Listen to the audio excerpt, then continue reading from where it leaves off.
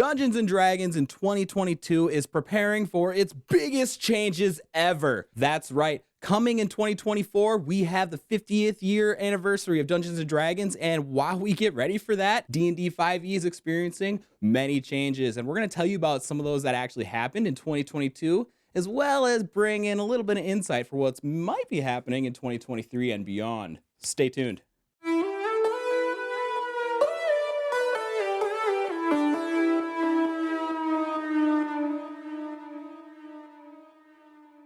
So Dungeons & Dragons, we know it, we love it.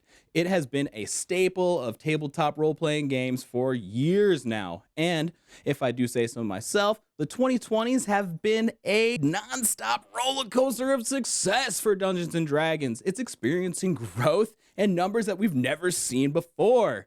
But Wes, you might ask me, what really caused Dungeons & Dragons' popularity spike in 2022? Well, I wouldn't say it's just 2022. And one of the first things I'm going to attribute it to is to Stranger Things. It's been a massive year, and in 2022, they saw the release of Season 4, which had critical acclaim across the board. Fans loved it. We actually reacted to it on our channel, and it was the first time I had seen it myself. I think Stranger Things has been a perfect vessel and a vehicle in order to push it into that public zeitgeist and push it into the eye of, and sort of change the perspective of the average layman who viewed a Dungeons & Dragons player previously, possibly as a nerdy little outcast and something that you can ignore, to something that is actually fun and engaging for multiple people, no matter what your background is. Building on that popularity, we had tools such as D&D Beyond and Roll20 just surge in popularity during the 2020 lockdowns here in America. There were so many hours that people had for social activities that couldn't be filled before, which is perfect for Dungeons & Dragons, which requires large amounts of time commitment. I believe that these couple factors compounded and led to the explosion of popularity that we see now, and that sort of commonplace acceptance that we see in more popular media today. So much so that Dungeons & Dragons is actually releasing its own movie. Yeah! We're finally on the big screen. And no, not that movie. We're going to forget about that one. We're talking about Honor Amongst Thieves, which looks amazing. This movie looks like it was actually written by someone who plays D&D. It has just the right amount of camp from what we've seen, and the hype level is through the roof for normal players. In my opinion, it's not going to be winning any Oscars, but it might be winning my Golden Dice Award. And in one of the cutest bits of news, Dungeons & Dragons teamed up with Lego in order to create some of their own sets. No, but these sets are actually inspired by player designs. That's right. People are sending in their own designs, such as mimics, dragons, or Hobbit-inspired shrines, in order to hopefully take their design to the next level and actually get it produced. As of the time of writing, I believe we are down to 5 finalists, and we are very excited to see this product hopefully ship in 2023. So I'm going to first come over and draw your attention to a couple of our bigger, more actual table-changing releases that they worked on. They did put out several different expansions, which we'll cover in a second here. But when we're talking about big interactive items, things that actually change the feel and the gameplay dynamic of your table, these are the items you can look out for. Specifically, I'm talking about these campaign cases, one terrain and one animals themselves and figures themselves. These are little plastic discs with nylon, so quote-unquote stickers that are reusable, that can be used in place of miniatures and minis in your games, and as a way to easily bring it to a friend's house and transport and have an interactive game world. This is really gameplay changing. It's minis, but easier and more legible. It's really awesome. We have a couple videos. Maybe go check those out over there. Otherwise, a couple other awesome items that we really like this year are the D&D Tarot card deck set. If you're interested in tarot readings or any sort of supernatural aspects of your campaign, give that a check here. And also, the brand new D&D Dragonlance set came out in 2022. This actually came out in December, really late in the year, so you may have actually missed it for this 2023 video. But this set is awesome. It comes with a brand new Dragonlance campaign, which has been expanded upon, but it also, in particular, this one, the deluxe edition, comes with a Dungeon Master screen specific to the campaign, as well as its own miniature board game that's a spin-off of Dungeons & Dragons in and of itself.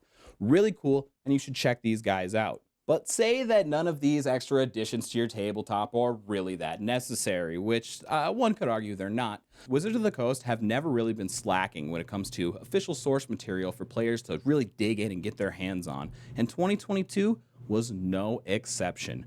We had some really great releases, such as the Critical Role, Call of the Netherdeep Saga, the Dragonlance, Shadow of the Dragon Queen, and Journeys Through the Radiant Citadel. There was also several official box sets released this year, such as Spelljammers, Adventures in Space, and Dragons of Stormwreck Isles, the starter set. Touching briefly on D&D Beyond, in 2022, Hasbro officially acquired the online tool. It's been a focus of Wizards of the Coast to turn D&D Beyond from an additional side piece to help you keep track of your D&D adventures into the official way to log and keep track of your information moving forward. I do believe that they're trying to get as many people and sort of monopolize the organizational space and online saving sort of in their own servers, in their own world. And I do believe that that's going to be leading into their new strategy of D&D 1. What's that? D&D 1? Yeah! Well, D&D 1 is what we're expecting for 2024's official new release of Dungeons & Dragons. This is going to be for the 50-year anniversary, and what we're expecting is the framework of the Dungeons & Dragons game moving forward. I'm going to be very light on details here. There are several other videos that really dive into some of the expected changes, but what we can expect is a rework to backgrounds and the importance of how that sort of angle of character development is focused on. Wizards of the Coast is also going to be removing the references to races throughout the play material and replacing it with species.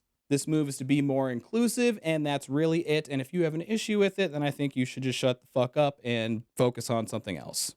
1D&D is in beta testing right now, and the feedback that has been reported has been extremely positive. Players are really liking the changes that they're seeing and the impact that their character backgrounds are actually having on the gameplay moving forward. Particularly only two races, the Dragonborn and the new avian race, species, see, it all takes time, are noted that they need to be reworked in playtest, but that should be sorted out by the 2024 release.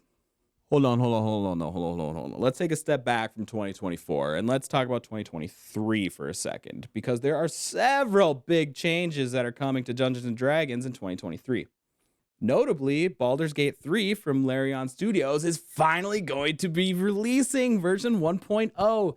This is going to be the newest full-fledged RPG video game from the creators of Divinity Original Sin 2, which is an overwhelmingly, amazingly deep role-playing experience that you can play split screen that I feel truly does resemble an amazing aspect of Dungeons & Dragons, and I cannot wait personally for this game to release. It's amazing. I really think you guys should check it out. It's available for early access right now, the first act, but honestly, I am waiting to dive into the full experience myself. The tabletop versions of Dungeons & Dragons isn't skipping no love this year. No. We have several, up to 5 different releases coming to D&D 5e this year, and one expected sooner than you may think. And no, I'm not talking about the already released Shadows of the Dragon Queen series, Dragonlance, absolutely check that out. No, I'm talking about Keys of the Golden Vault, which should be dropping anywhere from winter 2023 early. We're expecting that so that players can actually run their own Thieves Guild and expand upon those sort of naughty activities. Everyone was super nice for Christmas. We're over that. Well, everybody, thank you so much for watching, tuning in to Rolling Deep, our D&D news / coverage channel. We talk about everything D&D related here, so I hope that you've liked it. I hope this information was good to you. We really want to shout out a couple of these creators really quick. On Instagram, we really like the user Gumshoe for their art. Here on YouTube, I would like to shout out at Get Flappy, a very small, fun creator. Really like his thumbnails, engaging videos. Definitely go check them out. Also, the Midnight Alley podcast. Really enjoy them. But maybe you put us on your list. Maybe you enjoy us. Maybe you subscribe. Maybe you do that, okay? But anyways, guys, thank you so much for watching, and keep on rolling.